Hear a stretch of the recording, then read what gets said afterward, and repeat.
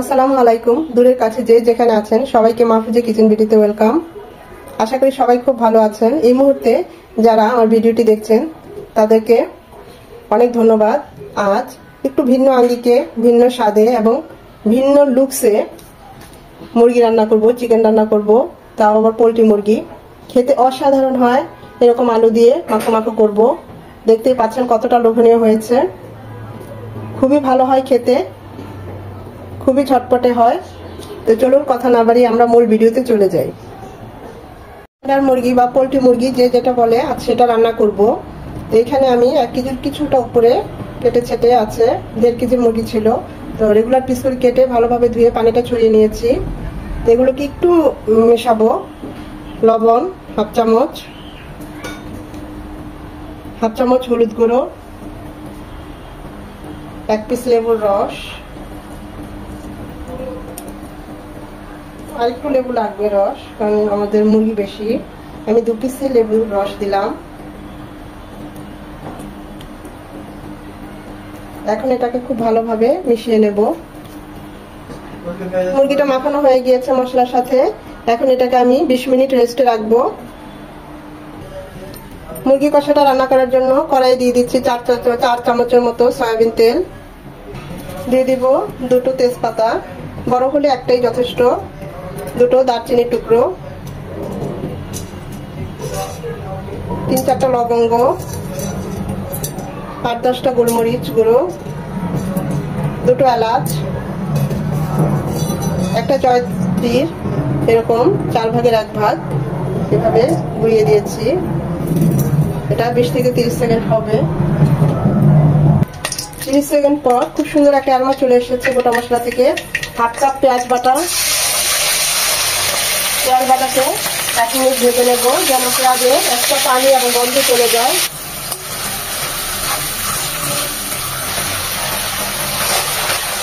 পেঁয়াজ বাটাটা 1 মিনিট ভেজে নেওয়ার পর আমরা যে 20 মিনিট চিকেনটাকে ম্যারিনেট করে রেখেছি সেটা দিয়ে দিচ্ছি। এখানে ভেজে নেব এই তেলের মধ্যে আর পেঁয়াজ বাটার মধ্যেই।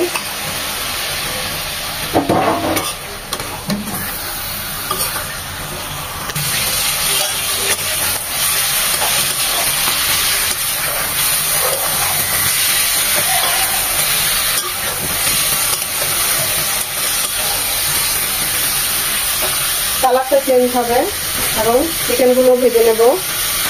চিকেনগুলো ভেজে নেওয়ার পর কালার চেঞ্জ হয়ে এসেছে, পাশে পানিও ছেড়েছে। এই অবস্থায় আমি 3টা আলু 2 টুকরো করে নিয়েছি, সেটা দিয়ে দিচ্ছি। এগুলো 2 মিনিট ভেজে নেব চিকেনের সাথে।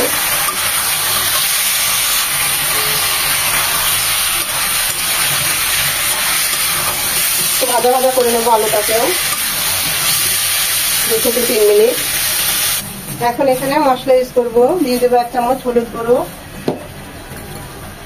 কাশ্মীরি মরিচ গুঁড়ো কালারের জন্য, ঝালের জন্য 1 চামচ মরিচ গুঁড়ো, 1 চামচ ভাজা জিরে গুঁড়ো। এখন এগুলো খুব ভালোভাবে মিশিয়ে নেব।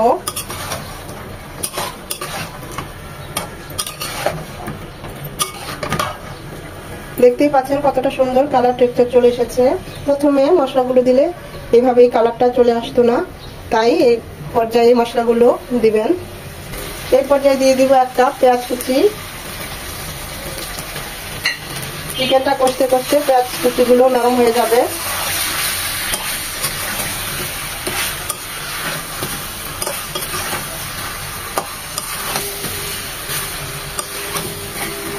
দু 3 মিনিট মশলার সাথে চিকেনগুলো কষবে। এখন 2-3 মিনিট কষার পর এখানে দিয়ে দেব 1 চামচ আদা, 1 চামচ রসুন, 2 চামচ আদা রসুন বাটা,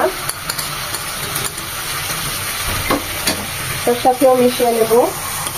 হয়তো ভাবছেন আদা রসুনের পরে দিলাম, সবসময় তো আগেই দিই, যেহেতু তো আদা রসুনের একটা কাঁচা স্মেল আসবে, কিন্তু না, দেখবেন চিকেন কষার সাথে সাথে আদা রসুনটাও ভালোভাবে মিশে যাবে, কষে যাবে। এখানে কোনো একটা এক্সট্রা যে আদা রসুনের যে একটা ঝাঁঝালো গন্ধ সেটা থাকবে না, কিন্তু আদার একটা খুব সুন্দর একটা স্মেল থাকবে, তাই আদাটা শেষে দেওয়া। এটা কষবে আরো 2 মিনিট। 2 চামচ টক দই একটু পানি দিয়ে ফেটে দেব। টক দইটা যখনই দিবেন অবশ্যই চুলার আঁচ একদম লো হিটে থাকবে, তা না হলে ছানা বেঁধে যাবে, টকটকে হয়ে যাবে। দেখুন টক দইটা দেওয়ার পর কালারটা চেঞ্জ হয়ে এসেছে।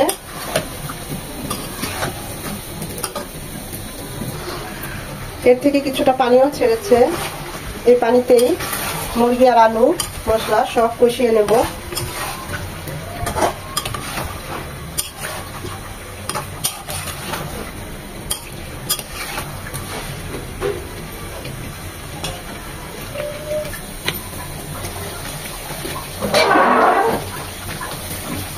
চিকেনটা কষানো হয়ে গিয়েছে, 60% কুক হয়ে গিয়েছে।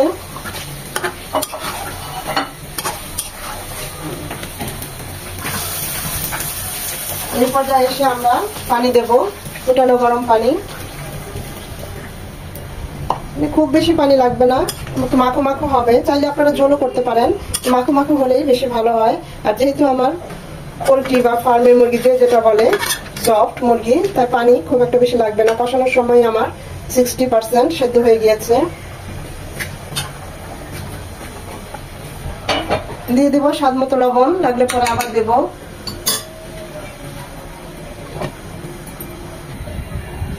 পানিটা ফুটে এসেছে। এই পর্যায়ে দিয়ে দিব টমেটো, দুটো টমেটো এরকম লম্বা করে স্লাইস করে নিয়েছি।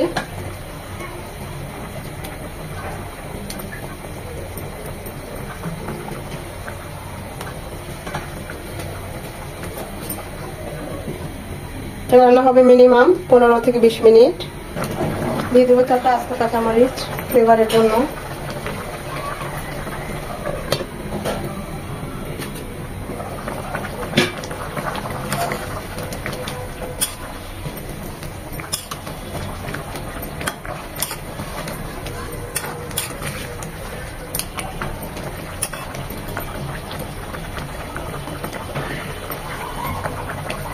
সব শেষে দিয়ে দিব 1/2 চামচ গরম মশলা গুঁড়ো।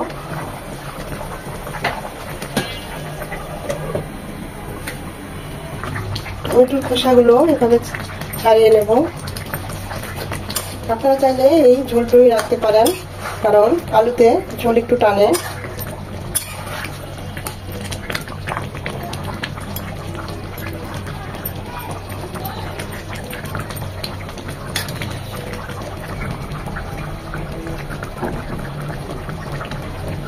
অনেকে অনেকভাবে চিকেন রান্না করে থাকেন, আমিও করি।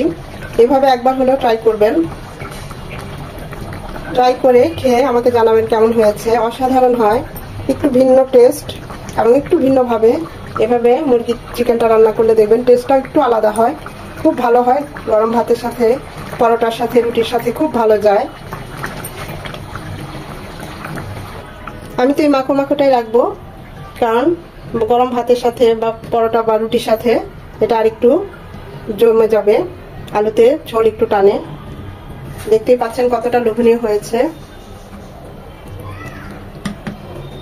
অসাধারণ হয়েছে। টেস্ট করেছি।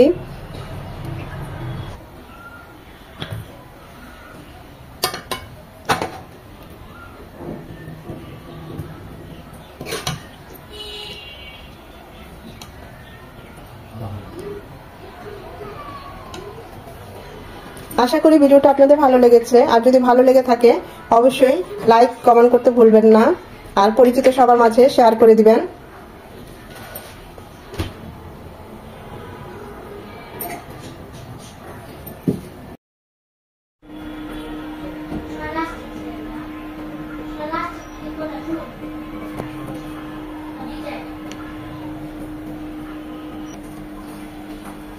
কতটা লোভনীয় আর কতটা টেস্টি হয়েছে আমি আপনাদের দেখাচ্ছি, দেখতেই পাচ্ছেন।